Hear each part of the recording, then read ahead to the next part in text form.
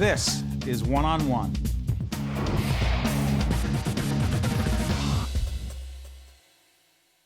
That's a great band, Tiempo Libre. Thank you. And you're looking at Jorge Gomez, the founder and musical director of Tiempo Libre, and their new CD is called Panamericano. You're right. Now, you have a great story, a wonderful story. Grew up where? Havana, Cuba. Yeah. Left there when? 95, I went to live in Guatemala for 5 years, and then to Miami. And then in Miami, what year? 2000. This group. It's amazing. Why? Because I'm here. Well, because have been through many hard things in Cuba, living in different countries, and then we reunite again in Miami with the idea to play our music, to play our culture, to be the same way that we are used to be in Cuba. You know, you say the same way we used to be in Cuba. For those of us who only read and watched video or heard things about Fidel Castro that we thought we understood, or my colleague, my great co-anchor, Rafael Piorman, who wishes he was doing this interview right now, family from Cuba. What was real? The thing that you watch is only the 10%.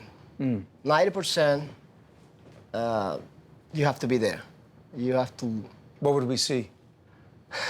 What would we have seen? Well, you're going to see fantastic people trying to survive for the system, trying to get food for their family, and of course, playing music every day, dancing every day, trying to forget the way that they live.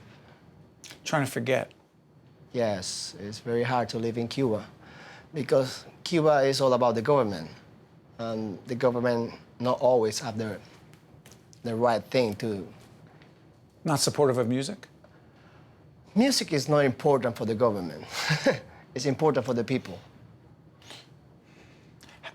I'm curious about this. You say that was not important to the government, but you're always making music. Yeah, because Cuba is not the government. Cuba came before Castro, before so many... Before Batista? Yeah. Cuba have been Cuban since Cristobal Colon discovered that island. You know, your influences musically, who were they? United States all the time. Who? Erwin and Fire, Kool and the Gang, Chaka Khan, Really? Chick Corea, Kenny Killen, yeah. That was illegally to hear American music at that time. Illegal, yes. If they catch you, put that music, you're gonna be in jail. What? Yeah, that happened in my time in Cuba. That was illegal. You listen to Earth, Wind and Fire, you're going to jail. Exactly. Because? It's American music. It's the enemy music. At that time, right now, it changed a bit. Yeah. So what's it like for you to be in Miami with your very close friends and colleagues performing this beautiful music? A lot of people say that it's a dream come true. For me, it's my life. So. Meaning you're supposed to be doing this? Were you supposed to be doing this? Yeah. I'm supposed to be here a long time before that I get here. How did you get here? I came from Guatemala here. I have a Spain passport, so that was very easy for me. But I'm 0.1 the person that can have that possibility to come to the United States. A lot of my friends, my compatriotas, came in rough, you see. Yes. And it's very difficult. Is there family still in Cuba? No. No family left? They're intelligent. I have family living in Canada, Spain, United States. What does it mean to you that there's a lot of talk right now about, they say, normalizing relationships, the relationship between U.S. and Cuba, and the president is talking about that, and that Raul Castro is there, and that he's not his brother, and you say...